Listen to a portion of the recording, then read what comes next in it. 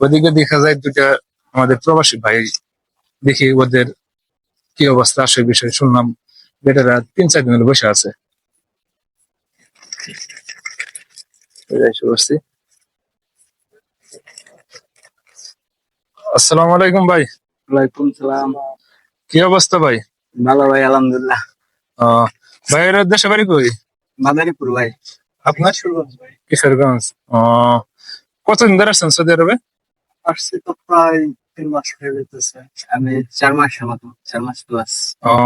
আচ্ছা, তাহলে তো আছেন তো ভালোই নাকি?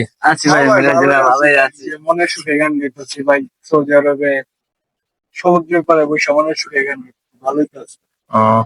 আচ্ছা, আপনাদের সাথে দালালেরা মানে যে পরিস্থিতি দিছিল ওটা কি? ভাই দালালের কথা কম, দালালের কথা আর কি করবো ভাই, দালালে যা করছে বুঝছেন। পড়ালেখা বাসে কি জন্য ভাই, একটা কথা আছে না, সবকিছু শেষ পরে কই লাগা বিদেশ যাইবো বিদেশ। পরে দালালে কয় যে লও বিদেশ লও, কফি শপে চাকরি দিব, 8 ঘন্টা ডিউটি, তোমাকে বেতন হলো 1500 টাকা। ঠিক আছে, দালালে কইলো মনে হলো যার বাবার কফি শপ ওই দিয়া রাখছে যে আমাকে আইনা চাকরি দিব। ঠিক আছে, আমরা আইলাম। ঠিক আছে, তা আসার পর দেখি কিসের কফি শপ, কিসের কাম দেয়, রাস্তার কাম কাজ দেয় হচ্ছে গা হলো প্লাস্টিক কারখানায় কাজ দেয়। তাই আমরা তো ওই কাজ করতে পারবো না, আমার কাজ দেশে কিছু করার নাই ভাই। বাবার 5 লাখ টাকা খরচ করে আলাইছে অটোমেটিক, সেই বিপদে মনে করেন যে মার কাছে কারে কয়।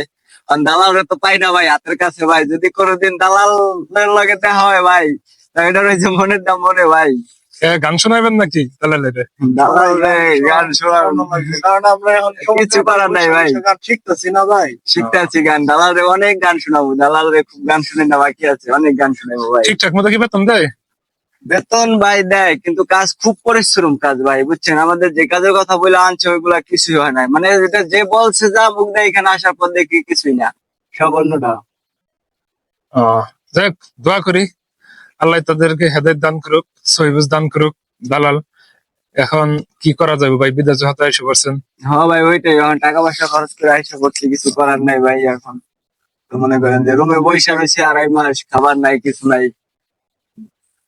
তো দালালে আর এটা ফিরেও তাকায় না, দেখো না যে দালালে। যাই হোক, এখন এসে তো করছেন, আর নবীর দেশে আসছেন, এখন কিছু বলতেও পারতেছেন না, গালালি পারতেছেন না, বুঝতে পারছি। কিন্তু যাই হোক, দোয়া করবেন আল্লাহ তাদেরকে হেদায়েত দান করুক। আর যদি হেদায়েত যদি না থাকে, তাহলে নমরুদ ফেরাউনের মতো তাদের আল্লাহ তাআলা যেন ই করে, গজব নাযিল করে। সবাই দোয়া করবেন, আর বিদেশে যারা আসবেন তাদেরকে দেখে শিখে রাখেন যে পরিস্থিতিটা সৌদি আরব কিরকম। তো এই মূলত উদ্দেশ্যটা হলো, কিছু কিছু আমার ভাই বিরাদার ভাই বিদেশ আসতেছে, সেজন্য এই ভিডিওটা করা। ভাই যারা বিদেশ আসতে চান সৌদি আরব, তাদের জন্য একটা ডায়লগ দেয় ভাই, কি ইয়ালা হাবিবি কাম টু সৌদি, শুনতে খুব আরাম ঠায় উড়া সে কামনে কামরায়। সবাই ভালো থাকবেন, সুস্থ থাকবেন।